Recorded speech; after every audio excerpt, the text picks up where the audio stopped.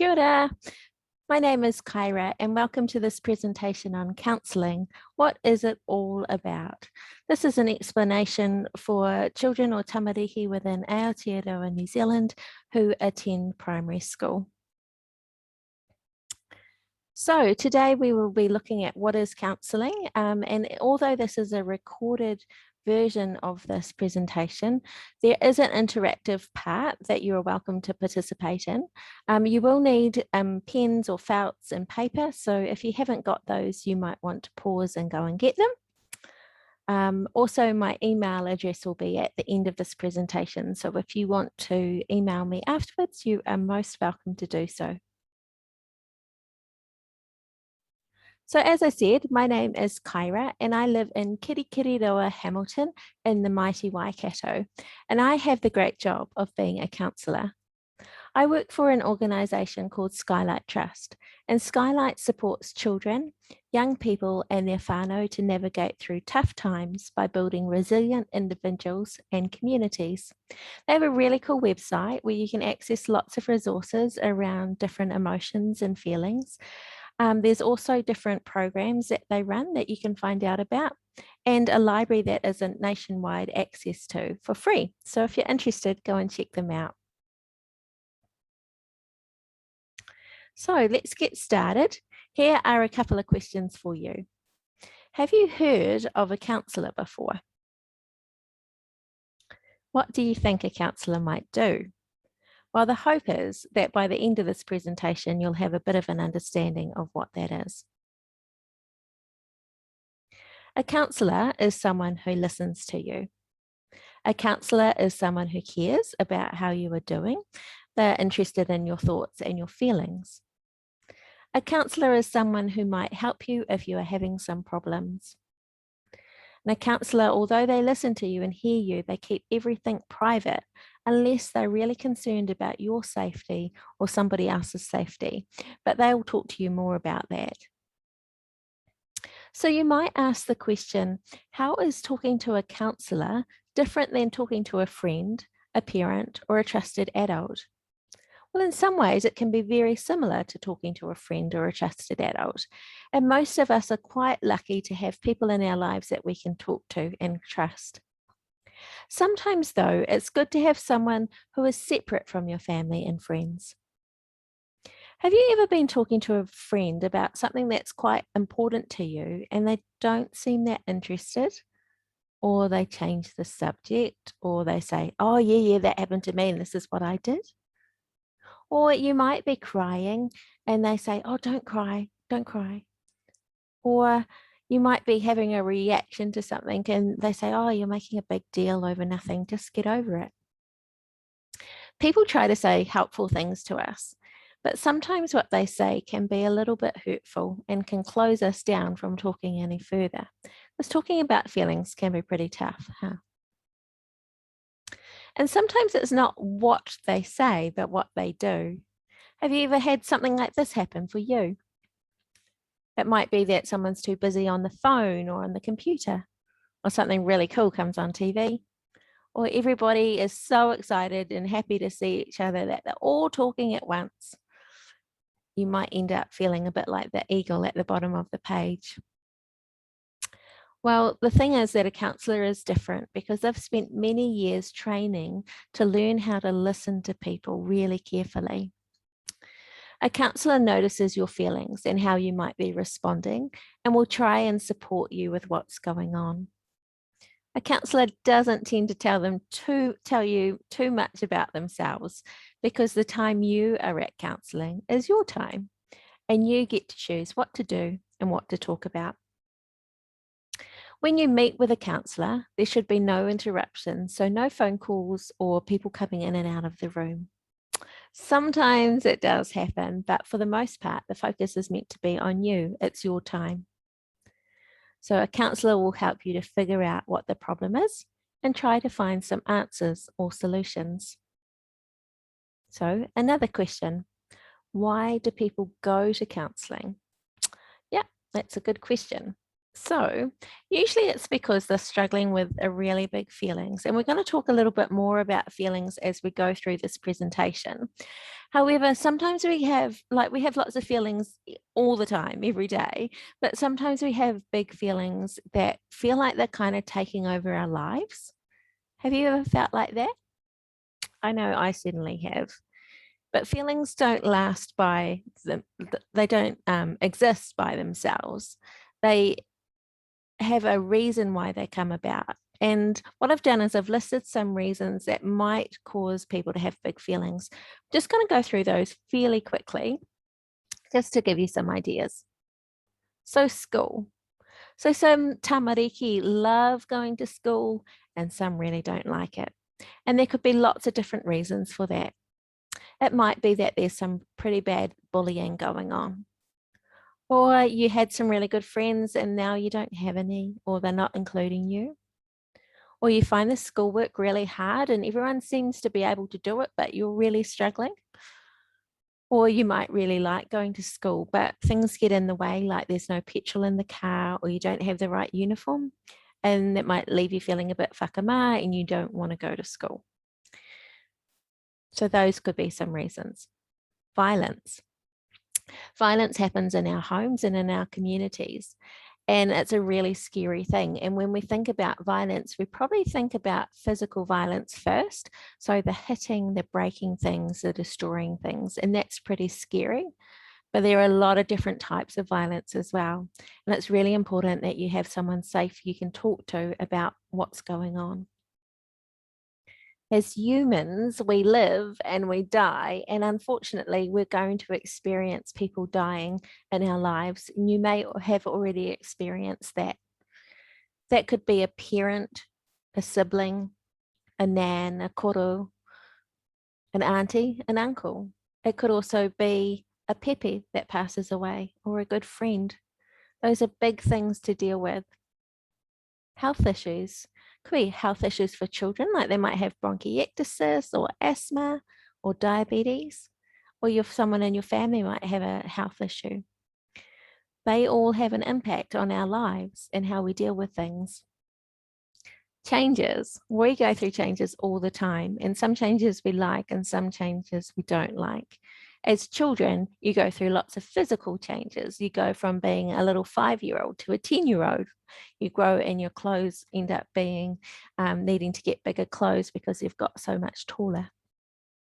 But we can go through lots of changes that we don't find easy, like moving homes or moving schools, moving communities, even countries.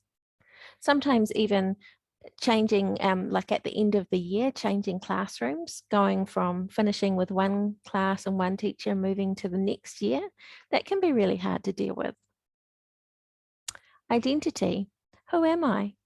Where do I fit in this world? Does my body feel right? Do I like being in this body? Lots of people struggle with that stuff, and that can be helpful to talk about. Self-esteem, when we really struggle with finding some good things about ourselves. We all have times when we go, I didn't do very well. But self-esteem, when it gets really low, we often need someone to help us to see the good in ourselves. World issues. Well, obviously within Aotearoa New Zealand, we have COVID and we have Delta, and we've all experienced lockdown. And some kids I know love lockdown, and others are just like dying to get back to school and to see their friends. But they all have a part to play a part in our lives. We also become aware of all the things that are happening in the world and the impact on our environment as well, and what that means for us in our futures. Whanau family issues. Well, all of these things that we've talked about could happen in families. It could also be that a parent loses their job and then there becomes some concerns around money and how do we get food for the table to eat. There could be lots of different reasons, and having someone to talk to can be so important. And if your counsellor feels like you might need some extra support, they'll talk to you about that a bit more as well. So another question, what happens when I first go to see a counsellor? Well, meeting someone new can be a bit scary sometimes, huh? And it makes sense as we don't know what the person is going to be like and what might happen. So it's probably good for you to know that counsellors can work in lots of different places. Some counsellors might visit you at school, or they might be based at the school.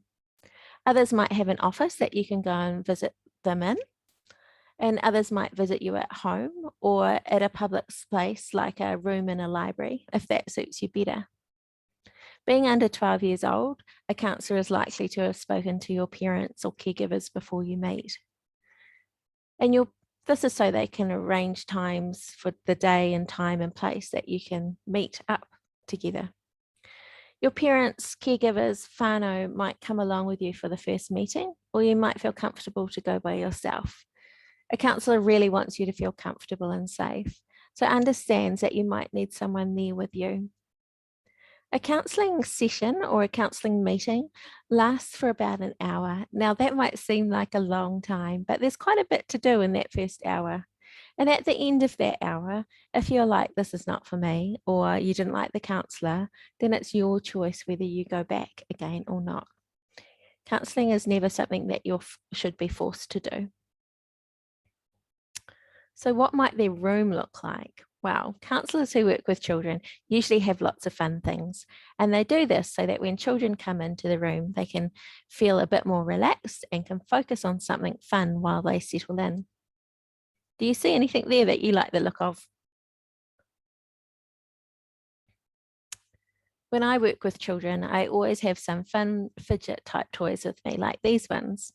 I'm guessing that you might have some in your own home, or you might have played with some. What are your favourite fidgets at the moment? Mine are these pop tubes. And this is a giant one, so it's quite noisy, but then popping it back together, like filling up a jug of water. My other favourite one is, I don't know what this is actually called, but it's like a spinning thing. And so you go like this, which is pretty cool. I really like that. So I like little fidgety type things. I also like to take books with me about feelings and different situations that children find themselves in, because often children feel like they're the only ones that are going through that situation, but usually they're not. And usually there's a book about it. So reading a book helps children to see that someone else is going through it, but they also have some solutions, which is really cool. And so then what happens next? Well, a counsellor really likes to get to know you, but this is also an important time for you to get to know the counsellor and to suss them out. A counsellor will ask you probably questions, like general questions, first of all, like, tell me about your family. What do you like to do? Do you have any pets? What are their names? And I think the thing you need to remember that if you go to counselling, whatever question you get asked, it's your choice whether you answer that or not. Okay. And a counsellor will probably tell you a bit about themselves and what coming to counselling in the future might look like. So I think being a counsellor is a really cool job. I get to talk to lots of great tamariki like you, and I get to play with toys and create things while supporting children to problem solve and learn new skills. So one of the things that counsellors love talking about is feelings or emotions. And there are so many of these, and you'll be probably quite aware of some emotions and the basic ones such as happy, sad, angry, and grumpy. But there are so many more. And feelings happen all the time, and we often have 2 or 3 different feelings at the same time. So an example of this might be going on a school trip to the swimming pools. You might feel excited about going to the pools, but also a bit nervous about going on the bus and who you might have to sit next to. You know, some people might say it's bad to have certain feelings. It's actually not. It's okay to feel your feelings. They help us learn what might be going on, and by listening to them, we can start to figure out a way forward. So counsellors know that children might find it a bit tricky to talk about their feelings and their thoughts sometimes. So they usually provide some creative ways to make talking about feelings a bit easier. They might give you some Play-Doh or some clay and some other craft materials and ask you to create a face on how you were feeling. They might ask you to draw how you were feeling. They might have some feeling cards or some charts where you can look at them, the different emotions, and point to how you're feeling. Or you might like to use puppets to help you chat. There are a lot of different ways that counsellors use, and these are just a few of them. Sometimes they also might have a game, and this is a game that Skylight has created. And it's a fun game where you have to spin up body parts in order to make a strong body. Along the way, you get to answer question cards and learn about each other. So it's a pretty fun way to get to know someone. So as I talked about before, feelings are a big part of counselling. A few years ago, a movie was put out called Inside Out. Have you heard of it? As a counsellor, I was very excited when this movie came out because it's all about a girl called Riley who has 5 emotions that feature in the movie. I thought I'd play you a little clip of that, and you might be able to pause at the end of the clip and talk to whoever you're watching this with about who you liked, what character was your favourite. I hope you enjoy it.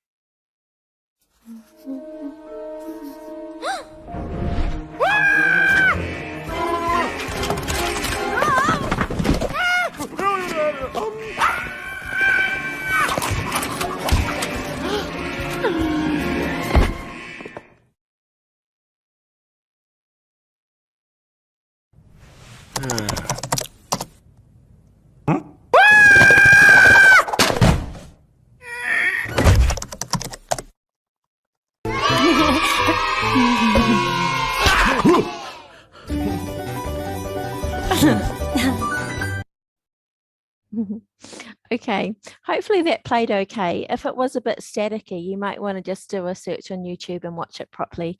Again, just like how Inside Out, how are you feeling? Okay, so who was your favorite character in there? Whenever I've talked to kids about it, Anger is always their favorite one because of the fire that comes out of his head. So feelings can grow because of different situations that we are in. Feelings can also grow when we see certain images. And so at the beginning, I said that there is a bit of an interactive part, and I'm going to show you some images, and you can draw some emojis or write some words of how these images make you feel.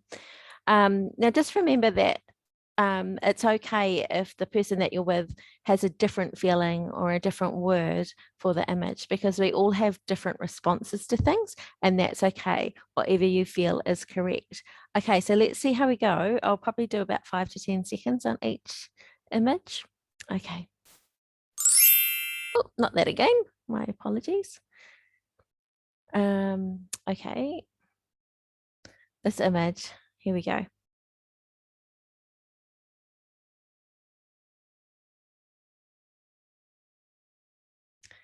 Okay, so how has that made you feel? For me, it makes me feel calm and relaxed. I grew up living very close to the Pacific Ocean, and so this has a feeling of home to me. Okay, second image.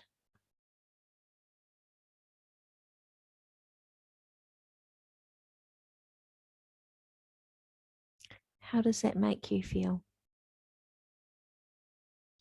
For me, it makes me feel cold and a little bit scared. Do you know that there's people in America that when there is a cyclone or a tornado, that they hop in their cars and they drive towards it because they love it and get so excited about it? It's what they enjoy doing. So that's okay for them. Third image.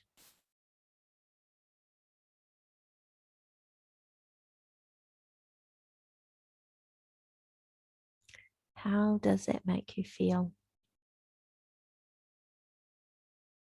You might feel excited.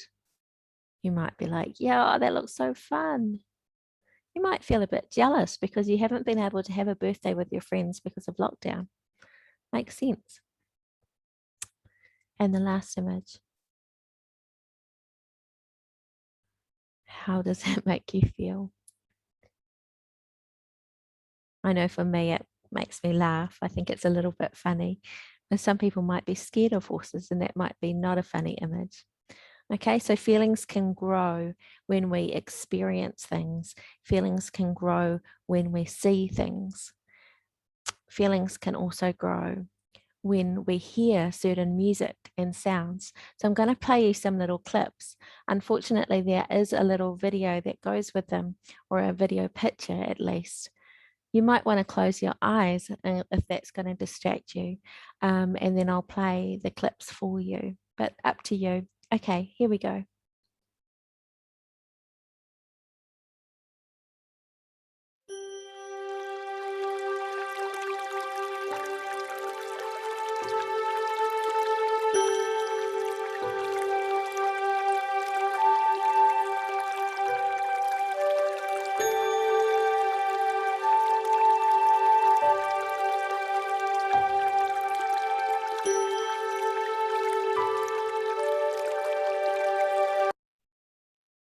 Okay, how did that make you feel?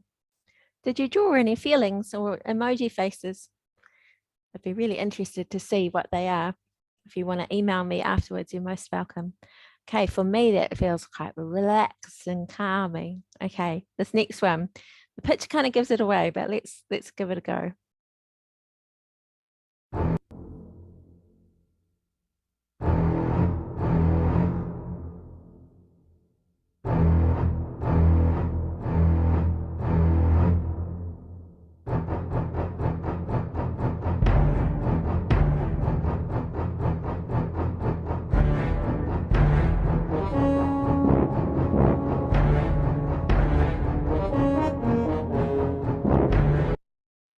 Okay, so that's the theme music for Jaws, which is a movie that was put out many, many years ago. What did that make you feel? Did you notice that your body changed a little bit? I noticed that my shoulders got a bit tight. So sounds can make a difference, can't they? And this last one.